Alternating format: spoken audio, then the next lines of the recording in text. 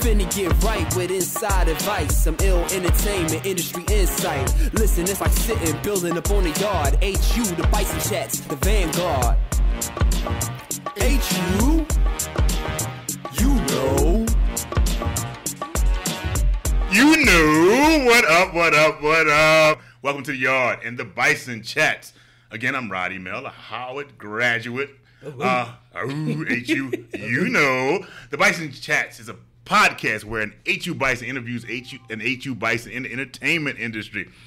This podcast is in association with the Kelly R. Griffin Bison Project, From Howard to Hollywood, Cycle 2, a feature film project that will be written, produced, directed, and starring HU Bison.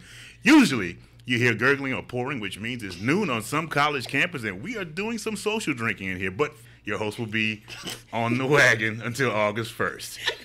So let's be healthy, at least here in the studio. He put himself in rehab. But that doesn't mean you in the audience can't play the Bison Chats drinking game, in which each and every time you hear the word bison, you take a shot of an alcoholic beverage. Get your drink, get your shot.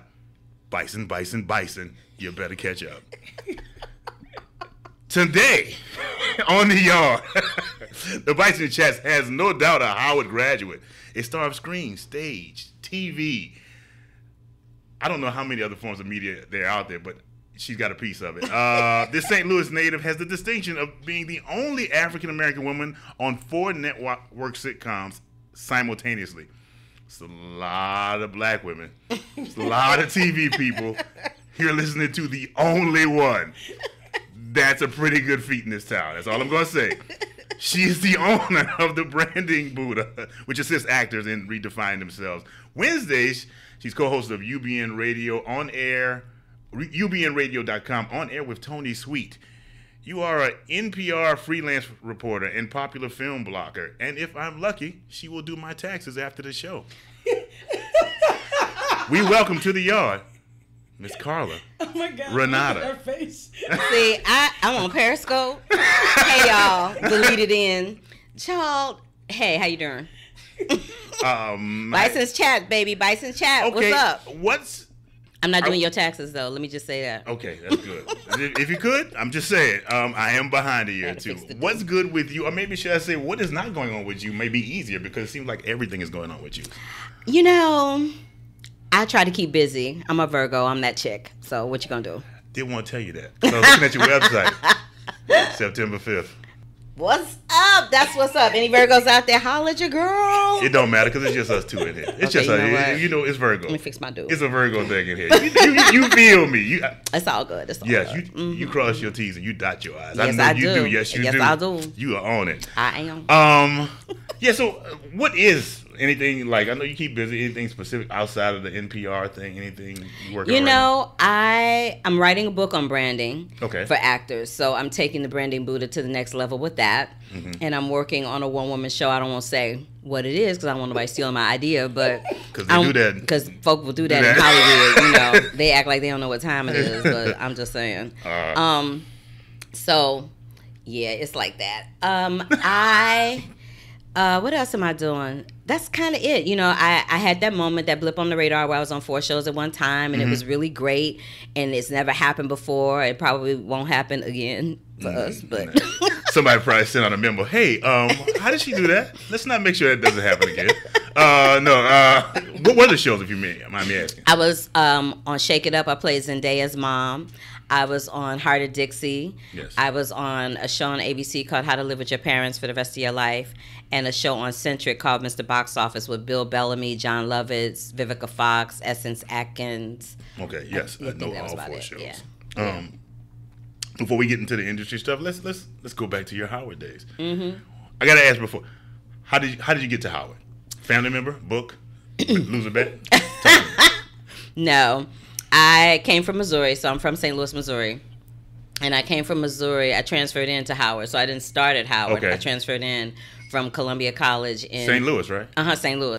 I got to LA because got to Howard rather. I got to Howard because I transferred in from Missouri. So I was there from my sophomore year until my senior year. And I came there because the college I was going to in Missouri didn't have a broadcasting or communications program. All they had was English, and I didn't want to teach school. So, so you wanted to go into communications? You knew well, this is the thing. I actually didn't want to go into communications. I wanted to do drama and be all creative and do all that stuff. And my mother was like, "You need to learn how to do something else just in case." Thank goodness for mommies, because I went to Howard and I learned how to do stuff. I learned how to edit, and I learned how to like create my own content on film. That helped me with, you know, the podcasting and the radio show and the NPR and all that. Who knew that degree was going to pay off like that? I'm so excited. I'm like, all right. Because, you know, a lot of people go to college and they're like, I spent all that money. And yeah, my money was well spent, every last single dime of it. Yes. So, yeah, that's how I got to Howard. Wow. Okay. Well, we know your major. We're in the School of C. What was, just to make sure, what was your discipline? Broadcast production. Broadcast production. Mm-hmm. Favorite professor? Of course, it was Vera Katz in the School of Fine Arts. Y'all don't know Vera Katz? No, come on, everybody know Vera Katz. Yeah, I know. Vera Katz is this little short white woman with flaming red hair. She is hilarious.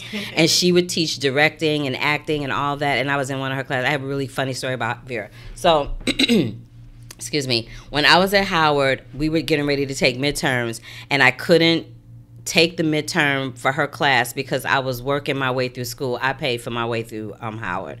So I had a job at a dinner theater, and I had a matinee, and it was the same time as this class where we had the midterms, and I had to work. Like, I had to work to pay my way through these classes. Mm-hmm. So I went to her and I told her, I'm like, I can't, can you, like, you know, let me take it at another time? I won't tell anybody, yada, yada. She was like, yeah, okay, sure. Why did I come out for the matinee? And I hear somebody screaming and yelling every time I come out. I'm like, who the hell is that? It was Vera. She didn't believe me. So she came to the theater to make sure I was doing what I said. Wow. Hey, you know. Sounds like an A. It's not, I mean, you know. She made sure, and she has been my supporter and my ace ever since. How students have been known to tell a lie or two. So, you know, that's what she I wasn't that chick. You wasn't that? I wasn't that chick, but I was like, ever since then, anytime I'm performing anywhere, Vera will be there. Really? She won't tell me. I'll hear her. I can hear her. Either that, or she'll run down to the edge of the stage with her flaming red hair and be like, bravo, bravo. And people are like, oh God, who is that crazy white lady? I'm like, yeah, that's Vera. Is she a white Debbie Allen? Yes. As a matter of fact, Debbie Allen was one of her students. And I had the chance to work with both of them on a show out here called Twist at the Pasadena Playhouse. Oh. Debbie hired Vera to be her dramaturge. And so I got to work with Debbie. I never worked with Debbie before, so I got to work with Debbie and Vera. It was cool. Oh my God. You don't have to mention the year, but when you graduated from Howard, was Howard Hotel a hotel, or was it a bookstore? See, now if I tell you, you're going to know what year it was. Well, why are you trying to trick a sister? I ain't trying to trick a sister. You need to talk to the executive producer, Kelly L. Griffin over there, and Stacey Alfonso about that question. Kelly L. Griffin and Stacey Alfonso, I am not answering that question. I decline on the grounds I might be incriminated. Thank you very much. It is not a problem, girl. I understand.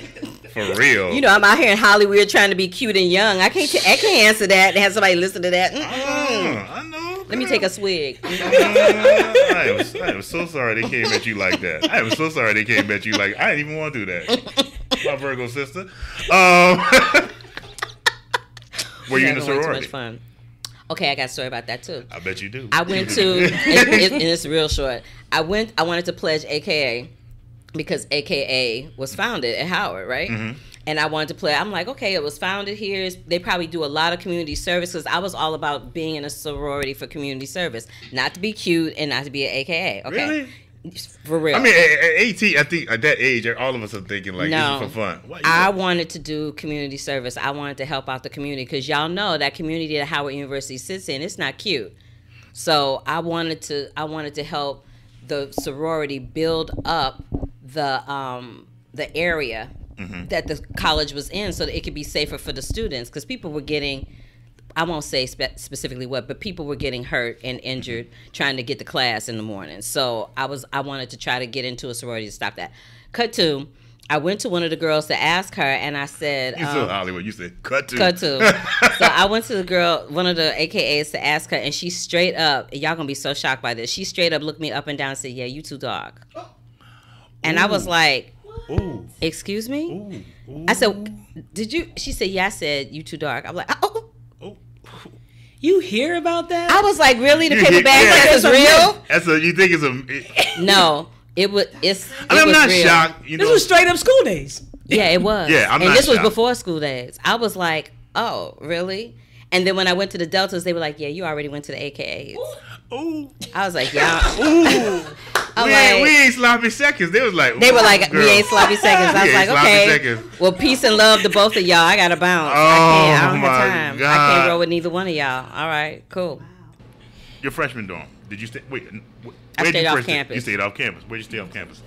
I lived in I kind of lived all over. I lived in Tacoma Park at one point. Wow. I lived in Silver Spring at one point.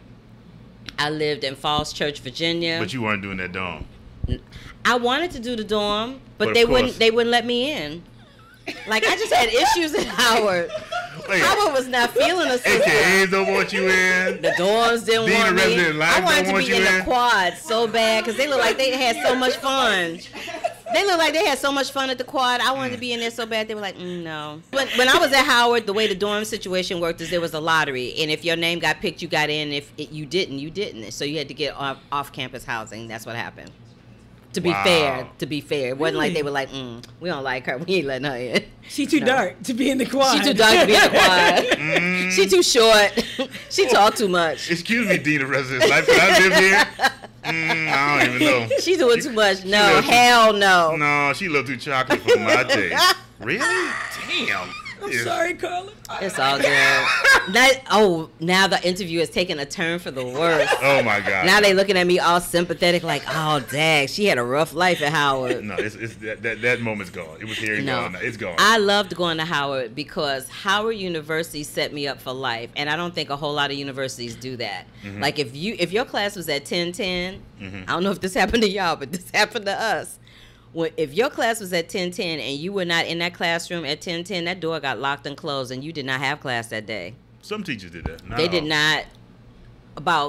I think 2 or 3 of my professors did that. They did not play. I missed a couple of tests like that because you know, sometimes you had that hill, like either your stuff was at the top of the hill what is it?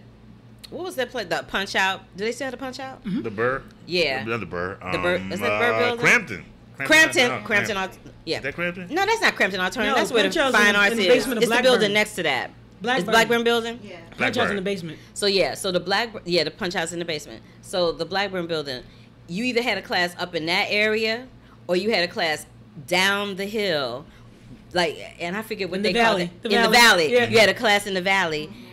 Child, and if your class was in the valley, it literally would take you if they said class was over, you literally had to have your bag ready to bounce because you wouldn't make it. It was a long walk and it was straight Oh, yeah. uphill. And those dolls, can we just talk about the dolls at school that be dressing up? The who? The girls. Oh. The dolls. Well, yeah. I mean, it was a fashion show. I mean, It I was like wasn't part every of it. fashion fair at Howard. I was like, I'm gonna need y'all to look like real students. They would come at 8. You'd have a class at 8:10, and these dolls would be face beat, hair done, like they were doing the runway. I'm like, I'm gonna need you to be a college student in some sweats and some tennis shoes. Like, really? I saw a girl bite the dust on the hill in the snow one day on the ice. I howled.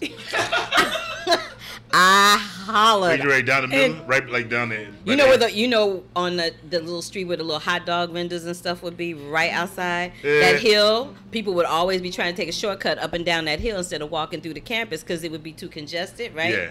This doll, she was tip slide. I was like, okay, well, I seen many And, bites see, that does and, right that, by the and that's why library. they ain't let you in nowhere. See, because I laughed at them. They shouldn't have been wearing pumps on ice. I'm just saying, that's dumb. Pumps on Who ice. does that? It was pumps on ice. How was it? When did your Howard hustle kick in? When was Carla in a corner and you had to come out swinging without regard for the rules? Like, I got to get this done. Oh, all the time. Okay, do you remember the first time? The first time, I was a publicist. I got a job with a sister who also was a Howard graduate. Her name is Sheila Eldridge. And she had a company in New Jersey first it was called Orchid Communications, and it was called Morgan Orchid Rose, and I think now it's called Miles Ahead Entertainment. And she owns a radio station now. Okay. I can't remember where it is, but she owns a radio station. She also owns a show called Cafe Mocha Radio that MC Light was on for a little while. MC Light, Lonnie Love, and another girl whose name I'm not familiar with. But when I was working for Sheila as a publicist, oftentimes that Howard University training had to kick in because you had to pitch people to get folk to do an interview for your artist. So you literally had 10 or 15 seconds or less to pitch somebody and convince them why they should interview your artist. And that's something that I learned at Howard. Howard didn't really, the classes that I took in the School of C, they didn't entertain long-windedness because as a journalist or anybody in broadcasting, you don't have that luxury. You got to get to the point. Yeah. So that helped me immensely when I had to pitch clients for outlets to get them some publicity. Okay, I heard. But I'm gonna ask you this, cause that was outside of Howard, right? That was after Howard. That was immediately after Howard. I'm talking about while you were at Howard, like I was at Howard. How am I gonna eat tonight? Oh, child! I used to do hair. You used to do hair. I used to do hair. Wow. I would, cause that's when the Jerry curl was popular, and I knew how to do it. So I would charge folk. I would be like, get a kid, and I'll charge. To that, man. I did. I was a contributor to a fad. The Soul Glow. Soul Glow, baby. And I would charge people $35 and do their hair. It was cheaper than when they would go to the beauty. Child. Yes. You know that spray the lessing. I would do that. I would braid people's hair. I would do people's hair. Or because I was really smart and a lot of people didn't like to come to class, I would charge them for my notes. Nice. Because I took really good notes. Wow. Your notes were good. My notes were on point. Like I would get A's. So they would be like, "Oh, Carla, look, can I look at your notes?" I'm like, $25. Ooh, $25. For a day's notes or a week? Is this a week or a day? It's like a day. Damn, and if it was for the finals, it was $50. Oh my God. That's a good hustle. I'm just saying. $25 for a day's worth, like an hour's worth of notes. I had a bus pass I needed to buy and lunch. I'm just saying. I had 4 jobs in college. Yeah. Yes, you. I had 4 jobs at school. I worked at the Limited. Was it the Limited? Yeah, I worked at the Limited. I worked for America's Most Wanted. I worked at BET. And where else did I work? And I worked on campus for some professor taking notes or answering phones or something. But the unique job we were speaking about before, you said that. Which one? The USO. Oh yeah, the USO tour. You were working at the USO while you were at Howard. Yeah, so I needed to get it incomplete. In order for me not to lose those credits, I would have to get it incomplete in the class. And the only people that could sanction that were the professor of the class and the president of the university. And so the president of the university got real sick of seeing me. As a matter of fact, the day I graduated, I was walking across the yard with my mother and my father, and I was like, "Hey," and he was like, "Oh God, you graduating today?" He was like, "Thank goodness, you will never be seen in the halls of Howard University ever again." I was like, "I love you too, peace, hey." Oh my God. Because I would go and I would sit outside his office for hours. And just asking, you got the USO job on campus? No, I got the USO job because I worked at King's Dominion. You worked at King's Dominion too? Child, I am. Oh my God. I'm like the last of the Jamaicans. Where did you work at King's Dominion? That's a drive. When did you work at King's Dominion? I worked at King's Dominion for a long time. I worked at King's Dominion while I was at Howard. Because King's Dominion paid. Yeah, King's Dominion paid. Wait, how long a ride is that to King's Dominion? That's a hike. Child, me and another girl that went to Howard, we would carpool and go there together. And we would go for the weekend. That is not going across the river. I didn't go there every day. Okay, for the weekend, you worked on the weekend. We worked on the weekend. I was like, oh my God. Well, so tell us your Howard to Hollywood story. Like the day after you said goodbye to President Cheeks, what happened? The day after I said goodbye to President Cheek, I got a job at C-SPAN doing electronic graphics and sound, and for the live interviews with Brian Lamb, who owned C-SPAN. So I did that, and then I did some dinner theaters, and I did some cruise ships and all that kind of stuff. And then eventually I decided that I was going to make my way to New York. And I got to New York, and then I did some Broadway shows. And then while I was in this one Broadway show, this girl I worked with would talk about how she would come to LA for pilot season, and I didn't know what that was. And so she explained to me what it was. And this chick was coming out here, and she was booking 2-3 pilots every time she came. It's a white girl. She would come out here and book 2-3 pilots every time she came, and every time she did a pilot, her quote would go up. So she would come back to New York with like, you know, $30,000, $40,000, $50,000 and be chilling because she had a rent stabilized apartment for $400 a month. No. So she would pay up her rent for the year, you know, and then, you know, be chilling. I'm like, I need to be doing that. So I came out to LA, and it literally was the worst pilot season on record for African American actors. There were 2 pilots that were being shot and thought about. One was the Parkers, and the other one was some pilot with Coolio. And that was it. Oh my God.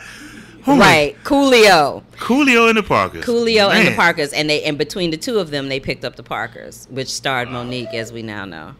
Wow. And so then after that, and then after that pilot season happened, I eventually ended up getting some representation because I didn't have representation for a long time. I got some representation, and I was, you know, doing a co-star here, guest star there, blah blah blah blah blah. And then what happened was I left to go back to Broadway to do another Broadway show. And when I came back, I was like, oh, I need to go. But I realized that I like doing Broadway, but I don't necessarily like doing 8 shows a week. so I was like, oh, that TV hustle is cute because you work for very little time and you make all this money. It's really kind of cute. So I thought. You said it's really kind of cute. It's really kind of cute. So I thought, okay, let me do that. And then I went to audition for this one show called Shake It Up, and the producer of the show, I had worked with him a long time ago on another show that he created.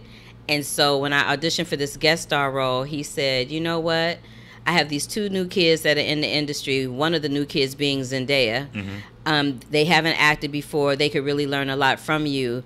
They need a mother on the show. I'm going to make you your mother. And he turned to the casting director and said, you know, why don't you find somebody else to play this part because it's not going to be Carla. I was like, I boo-hooed. I was like, so. Really? Because in Hollywood, he always said to me if he was ever in a position to help me, he would. And he did. And now he was in a position to help me, and he did. And in Hollywood, or just in life in general, very few people back up what comes out of their mouth. Like he said, if I'm ever in a position to help you, he meant what he said, and he did it. And he did it.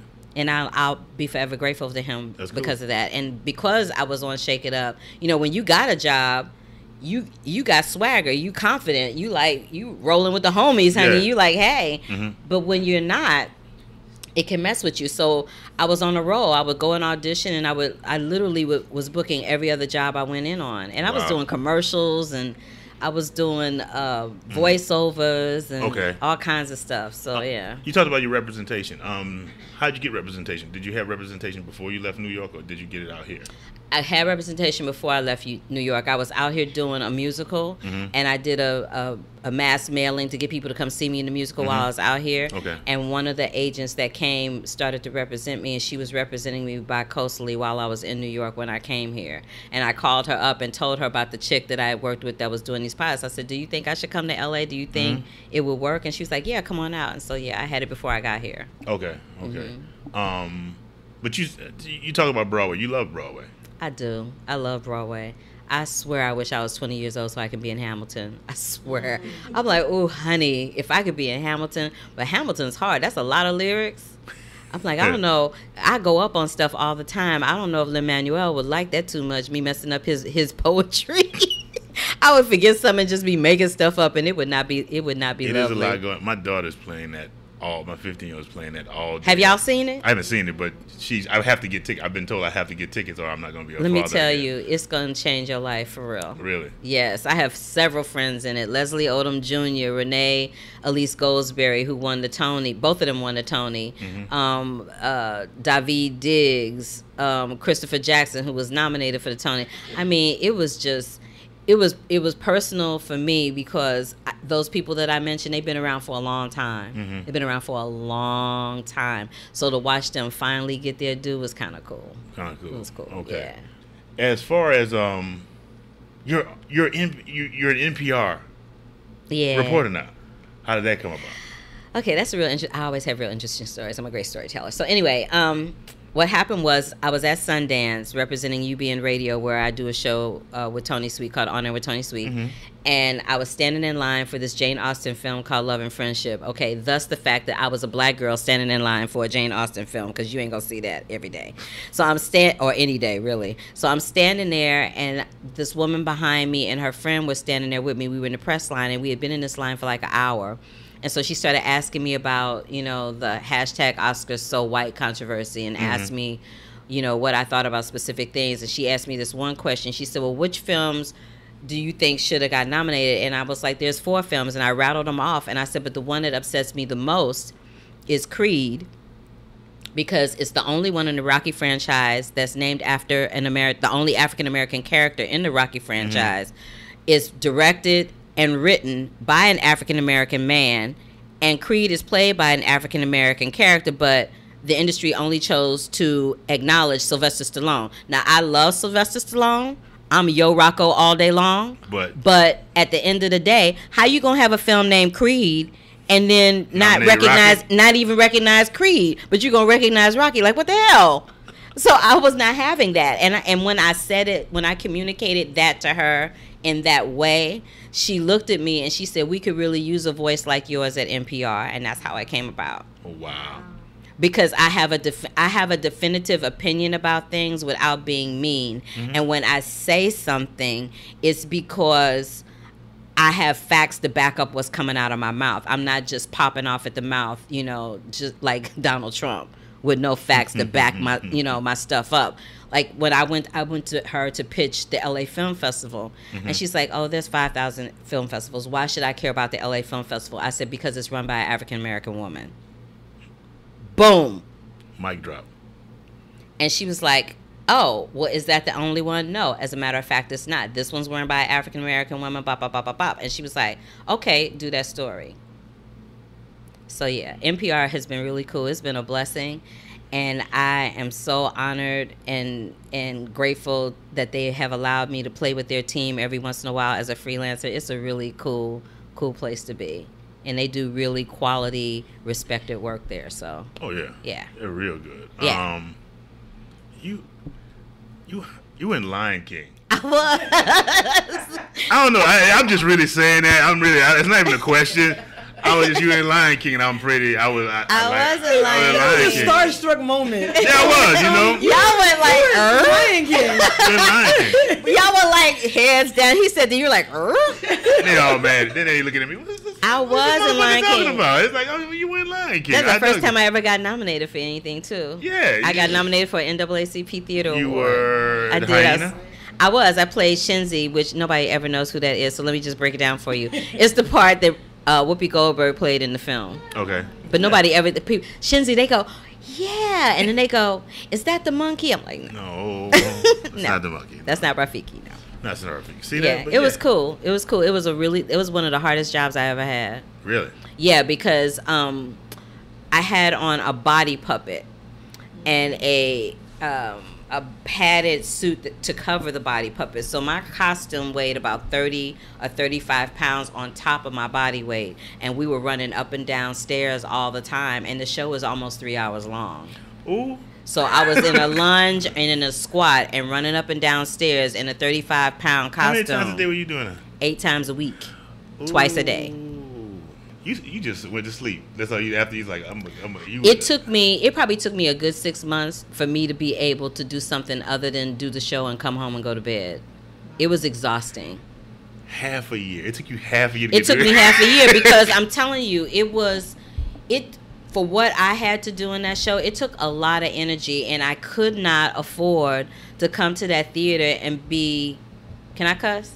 Yeah. Oh, yeah. I couldn't afford to come to that theater and be half-assed. I just couldn't, because this is the thing. I thought she was really going to curse. No. Yeah, I thought you were going to. I mean, I can. That was nothing. All right, go ahead. Okay. But this is the thing about live theater. Yes, it's 8 shows a week. Yes, you're doing the same show all the time. But this is the thing. You don't have the same audience all the time. There's a different group of people coming into that theater 8 times a week. They paying over $100 a pop for a ticket. I don't have the luxury of coming into that show going, oh, I don't feel like doing this today, because the audience that saw it yesterday isn't going to see it for the matinee, and and so on and so on. So I had to be on my gig. And if I ever woke up and felt like I wasn't, guess who did the show that day? The understudy, because I was not trying to do that. If I didn't feel good or something wasn't right with me, I wouldn't roll up in there and do the show and just walk through it. With the physicality I had with that part, I couldn't afford to. I would get hurt and somebody else could get hurt as a result of that. So I would never do that. And you had to sing? Yeah, I had to sing. I had to act. I had to dance in a costume. Like, it was no joke. Yeah. It was fun, but it was no joke. They had some because they had already done it on Broadway, and I think they had done it in Toronto too. I think we were the third company of The Lion King that they did.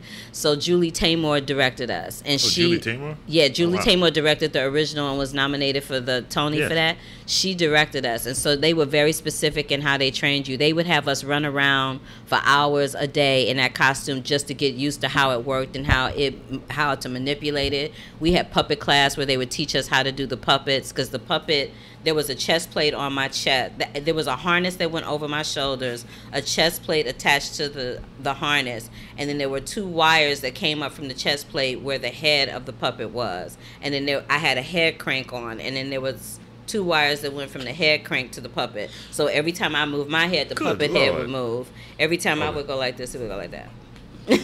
Good Lord. And then my hand had to go into the mouth of the puppet in order to make the mouth move. Oh so they had puppeteers that specifically taught us how to do all of that, so that it looked real. It was a lot. That's a lot. Memorizing lines, coordinating, singing, dancing. It was a lot. Running around. It was hard. Don't trip. Yeah, don't trip. It was hard, and we had mechanics we had those army boots on. There were mechanics in the boots to make the feet flap like this. It was a lot. Man. But you also did Avenue Q. I did. and I walked out on that, I gotta tell you. Did you? Why? Yeah, because unlike what you just said about those puppets, I was disappointed there was just people walking around with puppets. But you know how hard that is? I wasn't expecting to see the people. Yo, I was like, oh, come on. Yo, let me break down how hard that kind of puppeteering is, because they have rods in their hand. Right? And so they're all dressed in gray or some kind of muted black, so that eventually, because what happens with the eyes is, after a while, when you're looking at somebody dressed in black or muted gray and you have something that's in bold, bright color next to it, eventually your eyes stop looking at this, and it eventually just goes to the puppet. The ones that had on regular clothes with color was Gary Coleman, Christmas Eve, and Nicky? No. What's the character's name? Brian. So the 3 of us had on regular clothes, but everybody else had a puppet, and they were in gray. I was telling them before the show I had messed up on my document preparing for this, but I had redone it right before the show. What is it with Gary Coleman, Avenue Q, and you? I don't understand. You were working with Gary Coleman, or No. You replaced Gary Coleman? No. So Gary Coleman is a character in Avenue Q. In Avenue Q. He's Gary Coleman is a character in Avenue Q, and they always have Gary He's Coleman like being played by a girl. He's like the landlord of the puppets that live in this building. Right. He's the landlord of the puppets. You had to see the show. I wish at some point you would go back and see it with the information that I've given you, though, because those rod puppets are very hard. It's very hard to manipulate that and walk and talk and act. It's much more difficult than when I was doing, because my puppet was on my body. So it took nothing for me to go like this and just to move my hand. But those dolls, they have to either put both of those rods in one hand and do it, or they have to do this one, or they have to do it. It's really, really difficult. In all seriousness, I can imagine that. I honestly went in, though, thinking it was going to be like Sesame Street, the puppets, but you don't see the people, you just see the puppets. So when I saw the people on stage with the puppets, I felt like you felt like you had been misled. Yeah, right? This was like, it just didn't go the same way I thought it was going to go. Everybody thought that. Carl, I want to ask you about branding Buddha. What is it? Okay, so when I was working as a publicist, it was my job to figure out what was the most unique thing about the people I had to pitch in order to get them a story. So I would do that for myself as an actor to try to bring myself to the attention of casting directors and agents to get represented. And I found that it worked for me. And then what happened was my friends would go, oh, could you help me? I'm like, okay, well, let me figure out what this is. And I realized that what I was doing, in essence, was branding. And I'm Buddhist. So that's why I called it the Branding Buddha. And basically what it is I help actors become laser specific about what their type and their brand is. Because a lot of people will come to Los Angeles or come to New York and they want to be the next Denzel or the next Halle Berry or the next Gabrielle Union. Whatever is hot is what they want to be the next of. And what they don't realize is that their power is in being uniquely them. What's unique about you, nobody else has that. Mm-hmm. So why don't you take that and expound upon that and tighten that up and make that special instead of trying to be somebody else? Okay. What would you say is your brand? Oh, Lord. I would say that my brand is the fact that I'm a character actress. Mm-hmm. In terms of acting. I'm a character actress. I'm not a leading lady, never have been, never will be, and I know that. So my brand with acting is a character actress. My brand with the other things is that I have a unique voice about everything. I have a unique voice about the branding Buddha and how that's executed. I have a unique voice when it comes to my reporting on UBN with the movies that we do and the type of guests that we have, and I have a unique voice with NPR. So I'm just one of those people that I may have a lot of hyphens behind my name in terms of all the things that I do, but I have a unique voice, not like other people. You will never hear somebody else say what I'm saying because my opinion is my opinion. Mm-hmm. They may have some version of what I'm saying, but it's not what I'm saying. It's not Carla Renata. Nope. No, hell, you know who I am. I heard that. That's who I am. You also have a film blog. I do. It's called Carla Renata's Corner. Mm-hmm. And I started it because I was bored and I wasn't working a lot at the time. I was like, oh, Lord, I got to do something. Because, because when you stop being creative, if you don't use the gift that you've been given, it goes away. Mm-hmm. So I was just trying to keep myself busy. And I had taken a social media course. And the woman that was running the social media course said, what else do you think you could do? I'm like, I don't know. And she said, you should start a blog. I'm like, on what? I don't have anything to say that somebody would be interested in. She's like, well, what do you like to do? What kind of things do you like to do? I'm like, I love going to the movies. She said, write about that. Next thing I know, I'm at Sundance. I'm at the red carpet at the Oscars. I'm at Tribeca. Wow. I'm at NPR. So I took something very simple and turned it into a different type of brand for myself. That's all right. Yeah, it was kind of cool to the point where, at first I was like spending those $5 coupons that I get through the union to go to the movies and then writing about them real quick before the opening weekend would go, to now publicists and studios call me and ask me to write about their films and ask me to see their films. Oh, you're on the short list now. Mm-hmm. And they ask, I hardly ever go to the movies now. They send them to me.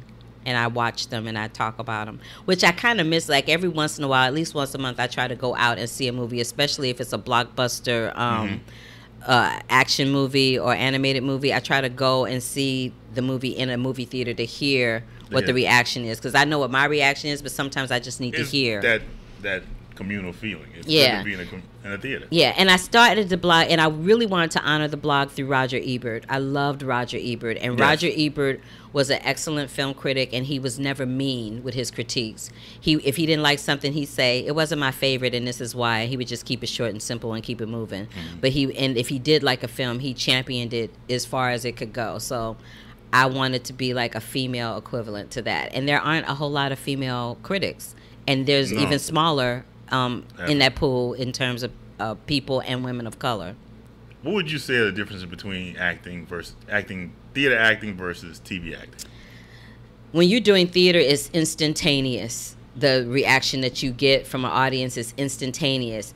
There used to be, not so much now, in television, sitcoms were like that. They would have a live studio audience, and it was very much like theater. They would just tape it. It was like doing a dress rehearsal of a theatrical production. They were just taping it for television. Mm-hmm. But it's harder to do it for TV, because if you do multiple takes, you have to try to recreate what you did. You have to keep trying to get lightning in a bottle over and over again, and that's very difficult. When you're on stage, that's it. There's no do-overs. Like, you get what you get. You do what you do. So it's exciting because you have an opportunity 8 times a week to try to recreate or try to find something new and fresh in what you're doing. And when you're on TV, it's really difficult to do that because there's a time and a money constraint. Okay. So you got to really do your research and do your homework ahead of time so that you don't waste time when it's time to shoot. It's a little less creative. Understood. In that The respect. dead time and stuff in between. Mm-hmm. What, as far as theater, what was your lowest moment? What was your highest moment in theater? My lowest moment and my highest moment was when I got my first Broadway show, and that was the Who's Tommy. Okay. It was just, I had the worst audition ever, and they let me re-audition and hired me. And my lowest moment was when I got fired from Avenue Q. I didn't get fired. Okay, let me rephrase that. They said bye. They said bye, girl. They were like, bye, Felicia. Bye, Felicia. No, what happened was they had budget cuts and they needed to cut back on money, and they were paying me very nicely. So they let me and 3 other of the cast members go and replaced us with people that they didn't have to pay as much money to. And that was kind of a low point because that had never happened to me before. It was devastating. Because to me, as far as I was concerned, it was like, well, they fired me. Yeah, and it was. I mean, But it wasn't you. It wasn't about me, and it wasn't about that. It was. Wow. It was about something else that had nothing to do with me. But that still didn't make me feel any better. It didn't make you know. Did they give you any warning? Yes, they told me 2 months ahead of time, so I had 2 months to agonize over the fact that I wasn't gonna have a job. It's time to put on the show. I'm gonna be losing this job in 2 months. Yeah, it's like, yeah. That was hard. That was really hard. That had never happened to me in my entire life. I've never been fired from a job in my life, ever. You talking about just acting outside of you talking any about any job I ever had in my life. Oh, I'd never been man. fired. I'd never been let Ooh, go. I'd never been replaced. None of that had ever happened to me. And I was just like, wow. So this is what that feels like. It sucks. I've heard of this feeling. I've heard of this, and it's I've heard horrible. people talk about this all the time. It's horrible. Well, I've seen it happen to other people, and I've seen it happen to other people, but it never happened to me. And what hurt even worse, they replaced me with my understudy. Right. She's fabulous, but I'm like, really? Any advice for our listeners? Are the listeners, everybody that's listening, that's at Howard? Yeah. Okay. And more. And So for people that are in the industry, I would suggest, try to not get caught up in the world that we live in. That's, all about being a star on the internet and all of that. If you want to be in the industry, straight up, if you want to be in the industry as an actress, a producer, a writer, a dancer, any of that, you have to train for whatever that is. You have to be able to back up your work. You have to be able to be skilled at it, skilled at your craft. Go and study hard so that you're the best, and so that when you're thrown a curveball, you know how to handle it.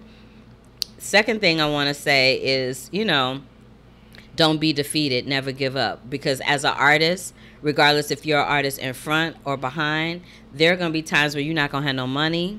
You're not going to have a job. Nobody's going to be checking for you. You're not going to be the hottest chick on the block or the hottest dude on the block. Mm-hmm. Just make sure you do you and you keep it moving. Keep them creativity juices flowing. Yes. And just never give up if that's what you want to do. If you think for 1 millisecond that you could be doing something else over here somewhere, then you need to go do that. Wow. All right. We have this segment here called Running with the Bison. Ooh, hey. In which we have rapid fire questions. And okay. Oh, to answer I'm yes, scared. to answer yes, you will say Renata, and to answer no, you just say nada. Okay. So I'm gonna run these quick questions. Okay. Skydiving. Nada. Gone on a blind date. Renata. Flown in a helicopter. Renata. Skinny dipping. Nada. Anybody trying to see that? Have you paid a fine in the past 6 months? Renata. Witnessed a shooting? Nada. Owned your dream car? Renata. Body piercings? Renata. All right. Tattoos? Nada. Ladyscaping? Renata. And on that note, that is all the time we have for the Bison Chats. He's like, and we're out. And we're out. Anything you want to plug to the audience before we go out, just to let them know about Renata? Oh, actually, I am going to be on an episode of Young and Hungry on June 29th. 29th. Which is on Freeform, which used to be ABC Family. Okay. I'll be on there with my good girlfriend, Kim Whitley. And, so Young and Hungry Freeform, June 29th. Okay. And can you give us your best HU call? Okay. I got to stand back because I'm loud. Okay. Uh-oh. HU, you know. All right. How can we reach you? Well, I have a website, carlarenata.com. I have, my blog is carlarenatascorner.com. I'm on Facebook at Carla Renata. I'm on Twitter at CA Renata. I am on Instagram at CA Renata39 and Pinterest. But if you type in Carla Renata, it'll come up. It'll all come out. Yeah. Oh, my God. It'll all come out in the wash.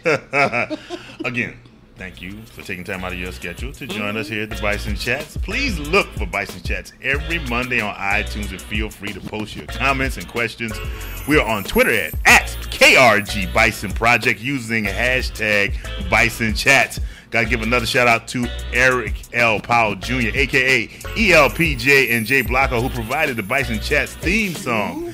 Greer Fry, our amazing social media coordinator. Hilliard Guest, our production consultant. He's not a bison, but hell, we still like him.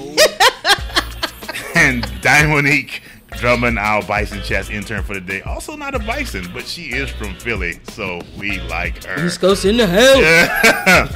And always, and in closing, shout out to our executive producers, Stacey Alfonso and Kelly R. Griffin. Again, I am your host of the Bison Chat, Rod Email.